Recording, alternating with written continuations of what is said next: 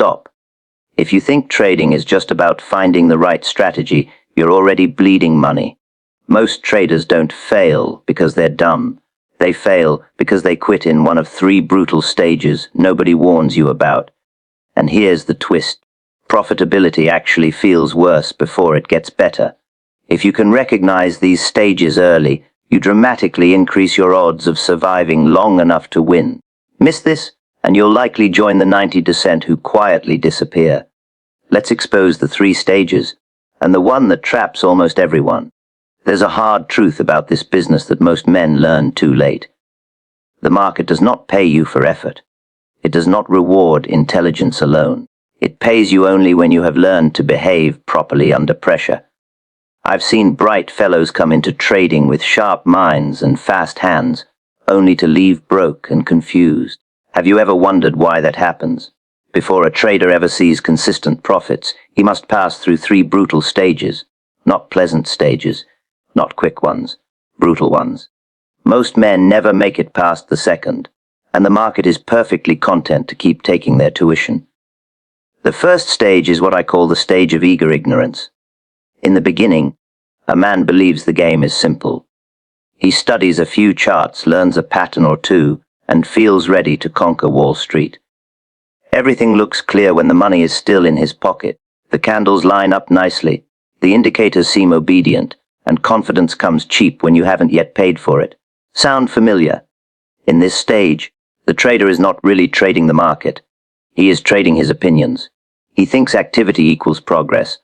He believes more trades mean more opportunity. So he clicks often, too often. He chases every breakout and fears every pullback. And the market, being the great teacher that it is, begins to collect its fees. Losses start small. Then they grow teeth. What hurts most here is not the money, not at first. It is the confusion. The trader cannot understand why a setup that looked perfect failed. He blames the strategy. Then the broker. Then the market itself. But rarely does he look in the proper place. Have you noticed how easy it is to blame the chart when the real problem is the man reading it? The first brutal stage ends only when the trader learns a painful lesson. Knowing a pattern is not the same as knowing how to trade. The market begins to humble him. And humility, though expensive, is necessary tuition in this business. Then comes the second stage, and this is where most men break. I call it the stage of emotional whiplash. By now, the trader has some knowledge. He understands support and resistance. He has seen trends form and collapse. Perhaps he has even tasted a few good wins. Just enough success to keep him hopeful, and just enough losses to keep him unsettled. This is a dangerous middle ground. Because now the problem is no longer ignorance. It is inconsistency. One day he trades like a professional. The next day he trades like a gambler in a hurry. His method may be sound, but his behavior is not yet trustworthy. Have you ever had a week where you did everything right, and then gave it all back in one emotional afternoon? That is the second stage at work. Here the charts begin to look different, not because the market changed, but because fear and hope are now sitting in the trader's chair. He exits winners too soon because he fears losing the profit. He holds losers too long because he hopes they will come back. He hesitates on good setups and jumps into poor ones. The market has not become unpredictable. The trader has. What makes this stage so brutal is the illusion of progress. The trader is close, painfully close, to doing things correctly. But close does not pay the bills. Close does not build an account, and the emotional swings begin to wear on him. Confidence rises, then falls, then rises again. Capital follows the same pattern. Many men quit here, not because they lack ability, but because they lack emotional endurance. The market is testing whether the trader can remain steady when money is on the line. Most cannot. They think the solution is a better indicator, a cleaner chart, a new system. But the real adjustment must happen between the years. Now, if a trader survives long enough, and that is a big if, he enters the third stage, the quietest stage, the most uncomfortable stage of all. I call it the stage of disciplined boredom. By now, the trader finally understands something important. The big money is made by waiting, not by constant action, not by clever predictions, by patience, cold, deliberate patience. But But here is the cruel twist. Most men hate this stage. Why? Because it feels like nothing is happening. The charts move. Opportunities appear. The urge to act returns like an old habit. But the experienced trader knows that not every move deserves his money. He begins to pass on trades that once would have tempted him. He sits on his hands more often. He waits for the market to come to him. And waiting is hard work for an impatient mind. Have you ever stared at the chart, knowing you should do nothing, and still felt your finger itching over the button? That is the final test. In this stage, profitability is close, closer than it has ever been. But the danger has not disappeared. It has simply changed shape. Now the enemy is overtrading born from boredom. One careless afternoon can undo weeks of careful progress. The trader must learn to treat his capital like inventory. Protect it first. Deploy it selectively. Grow it methodically. This is no longer about being right on every trade. It is about managing risk so well that the winners are allowed to do their work. The market, you see, does not reward excitement. It rewards discipline. And this is where the serious wealth building mindset finally begins to form. The trader stops thinking in terms of quick wins and starts thinking in terms of long-term survival. He respects position sizing. He understands the power of sitting with a strong trend. He becomes less concerned with being active and more concerned with being effective. But even here, the market keeps watching. Because the difference between a trader who almost makes it and one who actually becomes consistently profitable often comes down to a handful of small behaviors repeated day after day. And most men never realize which behaviors those are. A man can memorize every chart pattern in the book and still lose money with remarkable consistency. I have seen it happen more times than I care to count. The fellow studies head and shoulders, flags, breakouts, support and resistance. He can spot them quickly, sometimes faster than seasoned operators. Yet when real money is on the line, the account begins to shrink. Curious, isn't it? You must understand something important. The market does not reward recognition alone. It rewards execution. There is a wide and costly gap between seeing a pattern and trading it properly. Most men never fully appreciate the difference until the market forces the lesson upon them. When a trader first learns chart patterns, he feels armed with knowledge. The charts start to look orderly, predictable. He begins to believe that if a setup appears, profit should naturally follow. After all, the textbook says the odds are in his favor, and perhaps they are, but only for the man who knows how to behave when the trade is live. Have you ever taken a perfect-looking setup, only to watch it turn against you the moment you entered? That is the market introducing you to reality. You see, recognizing a pattern is a static skill. It is calm. It is comfortable. You can do it with a cup of coffee in your hand and no money at risk. But trading that same pattern is a living, breathing experience. Now there is uncertainty. Now there is exposure. Now your capital is involved, and with it, your emotions. The amateur believes the pattern is the edge. The professional knows the edge lies in how the trade is managed. Consider the breakout, one of the most popular patterns in speculation. On paper, it is simple: price consolidates, pressure builds, and then price expands beyond resistance. Clean, logical, attractive. But in practice, the breakout is one of the greatest traps for the impatient trader. Why? Because the inexperienced man enters too early, sizes too large, and exits too emotionally. He sees the level, anticipates the move, and jumps the gun. Or he buys the breakout properly but panics on the first pullback.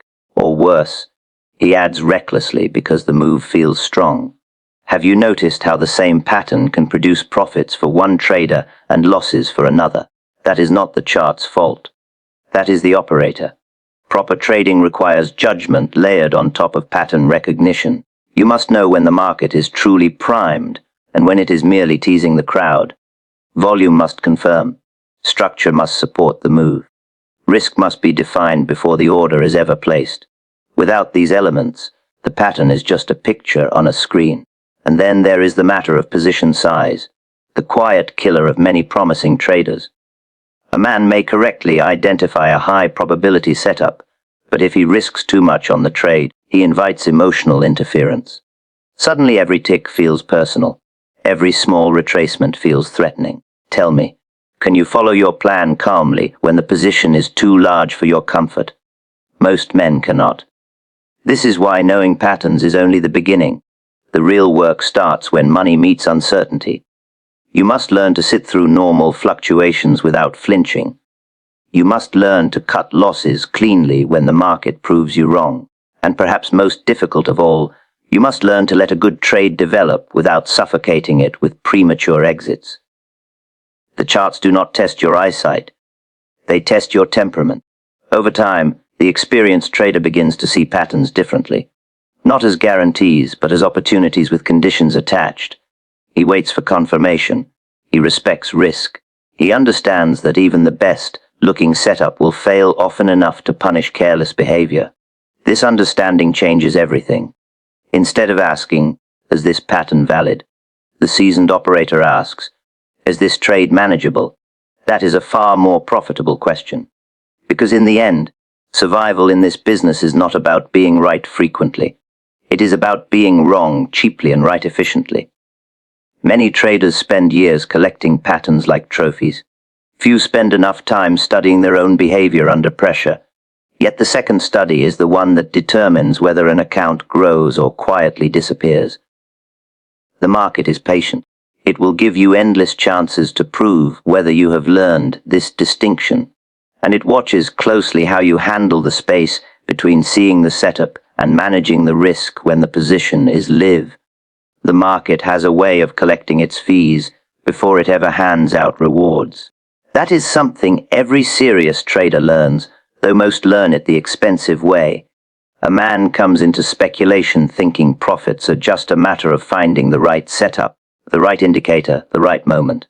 But the market does not work for him. It does not pay salaries. It charges tuition. You may not notice it at first. In the beginning, the losses are small enough to excuse. A bad trade here, a mistimed entry there. The trader tells himself he is learning the ropes, and in a sense, he is. But what he often fails to see is that the market is already testing his discipline, his patience, and his respect for risk. Have you ever looked back at your early trades and wondered how the money slipped away so quietly? That is the tuition phase at work. The market demands proof of behavior before it offers consistent reward. It wants to see whether you can follow a plan when a position moves against you. It wants to see whether you can sit still when no proper setup is present. It wants to know if you will protect your capital when excitement is high and the crowd is loud. Most men fail these tests repeatedly. They trade too often because they are eager to make something happen. They size too large because they are impatient to grow the account. They abandon their rules the moment pressure appears. And each time they do, the market takes another small payment, not out of cruelty, simply out of indifference.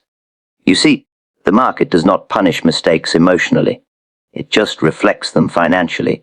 What makes this tuition so brutal is that it rarely feels like a formal lesson. There is no bell that rings, no instructor that steps in. The losses come disguised as normal market movement. A stop gets hit, a breakout fails. A trend reverses sooner than expected, and the trader, unless he is paying very close attention, assumes the problem is external. But the experienced operator knows better. He understands that early losses are often the price of developing proper habits. Not all losses are bad, but repeated careless losses are very expensive teachers. The key is to extract the lesson quickly and cheaply. Have you considered how much of your early trading was driven by urgency rather than preparation? The market notices urgency. It feeds on it. When a trader feels he must trade, must recover, must catch the move, he begins to behave predictably. And predictability without discipline is costly. The patient trader, on the other hand, pays far less tuition because he trades selectively and manages risk with cold precision.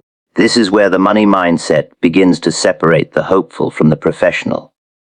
The amateur focuses on how much he can make. The developing trader begins to focus on how much he can lose without damage. That shift alone reduces the market's tuition dramatically, because once capital protection becomes the first priority, many expensive mistakes quietly disappear. But this change does not happen overnight. The market usually requires repetition before the lesson sinks in.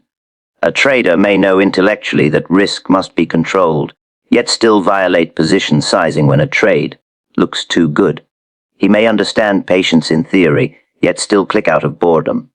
Each violation brings another small fee, and the market keeps very accurate books. Over time, if the trader is honest with himself, a pattern begins to emerge. The biggest drawdowns rarely come from bad charts. They come from rushed decisions, oversized positions, and emotional reactions to normal price movement. In other words, the tuition was never about the pattern. It was about the behavior surrounding it. When this realization finally settles in, something important begins to change in the trader's approach. He becomes less eager to act and more careful about exposure. He starts to treat each trade as a business decision rather than a moment of excitement. The focus shifts from chasing profit to managing process. And that is usually the moment when the market begins. Slowly, cautiously, to reduce the size of the tuition it has been collecting. The hardest skill in trading is not finding entries. It is not drawing levels. It is not even predicting direction. The hardest skill, the one that separates survivors from casualties, is learning when to do absolutely nothing. That sounds simple, doesn't it? Yet watch a new trader sit in front of a quiet chart. Give him an hour with no clean setup. You will see the discomfort begin to creep in. The eyes scan faster. The time frames start changing. Indicators get adjusted. Before long, the mind begins whispering that there must be something tradable if he just looks hard enough. Have you ever felt that itch when the market is slow?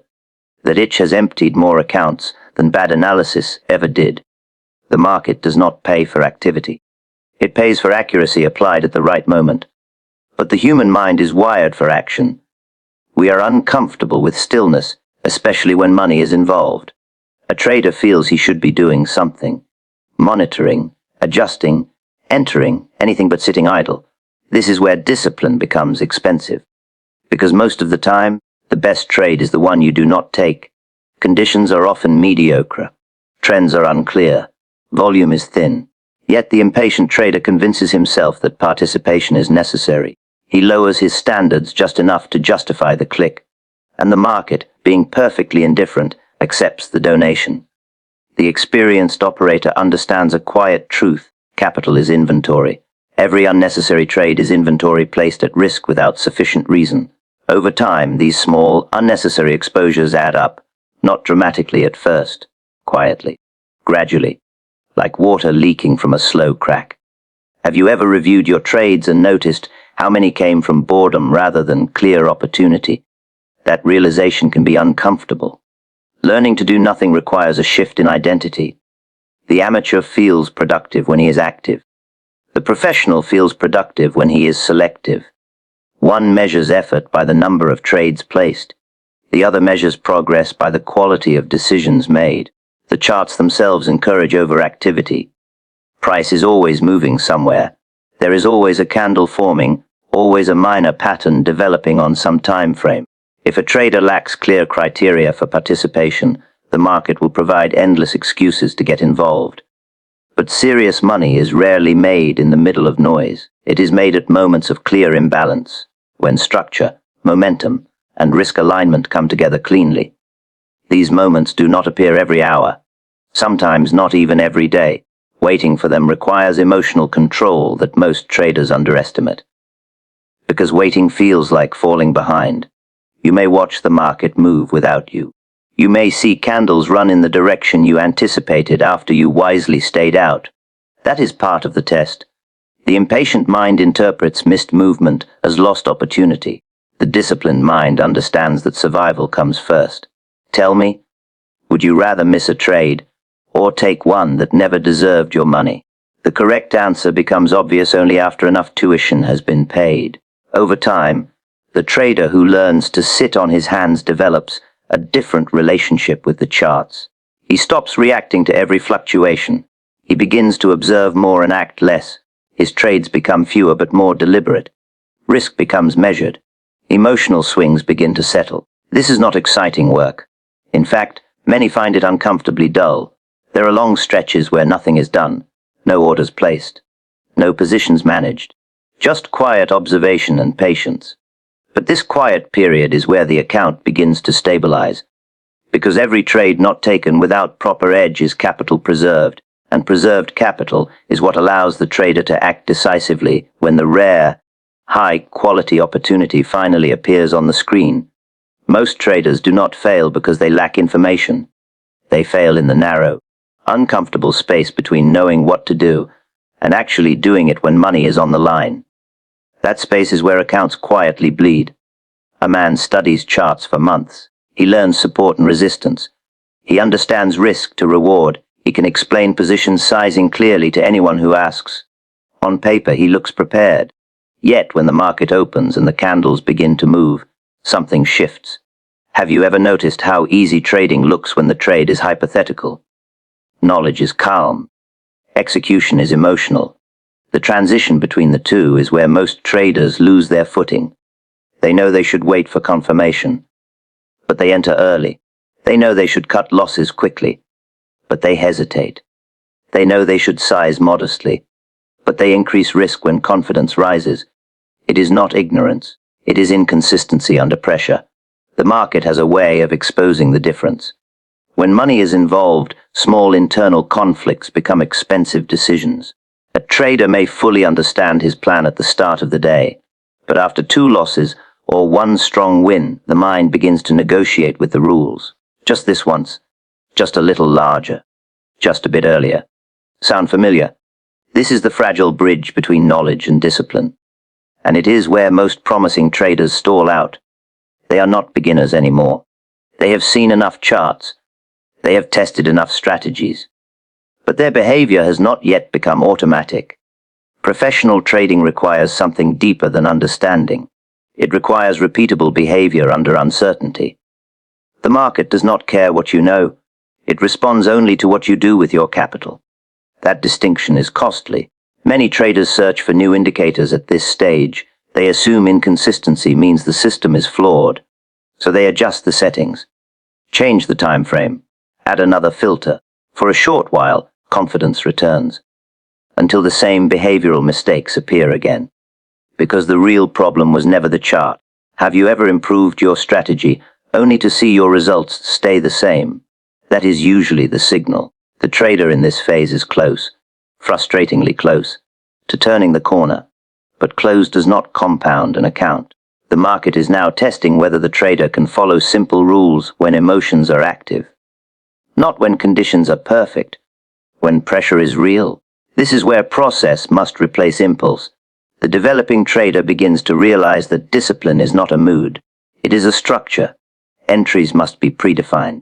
Risk must be fixed before the trade begins. Position size must remain consistent regardless of recent wins or losses. Without these guardrails, knowledge collapses under stress, and stress always comes. Sometimes it arrives as a fast drawdown, sometimes as a string of small losses that slowly erode confidence, sometimes as a winning streak that quietly invites overconfidence. Each scenario tests whether the trader can behave predictably when the environment is not comfortable. Most cannot, at least not at first, because the human mind prefers flexibility. It wants to adjust, to react, to feel the market. But profitable trading rewards controlled behavior far more than clever adaptation. The trader who survives is usually the one whose actions become boringly consistent. That is when the numbers begin to change. The equity curve stops swinging wildly. Drawdowns become manageable. Winners are allowed to develop instead of being cut short by nervous hands. Losses shrink because they are handled without hesitation. Not perfectly. No one trades perfectly, but consistently enough to let the edge express itself over time. This stage is less about learning new things and more about proving you can repeatedly do the simple things correctly. And the market watches very closely to see whether your behavior truly deserves the next level. Consistent profitability does not begin with a lucky streak. It begins when your behavior becomes so steady that the market can no longer shake you out of your own plan. Most traders spend years looking for the perfect setup. They believe the breakthrough will come from a sharper pattern or a faster signal. But the experienced operator knows something quieter and far more important. The edge only shows up clearly when the trader himself stops behaving unpredictably. Think about it.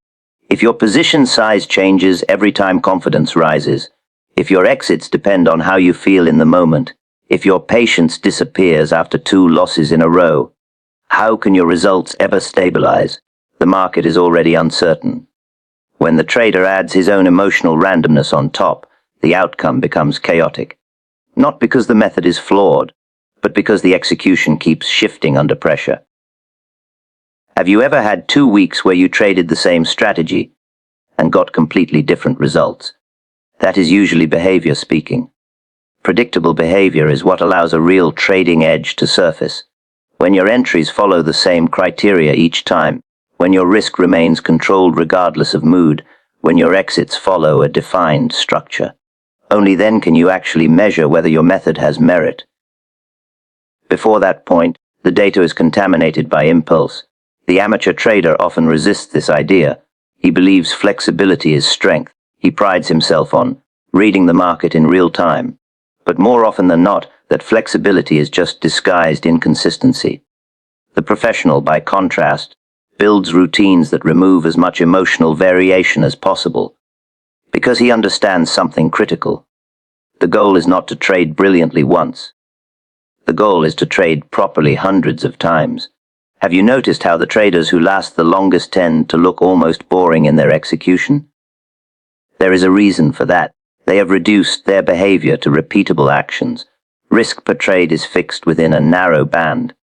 Entry conditions are clearly defined.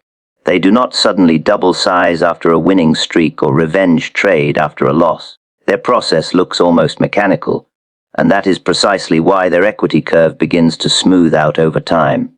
Consistency in behavior leads to consistency in exposure, and consistent exposure is what allows probability to work in your favor.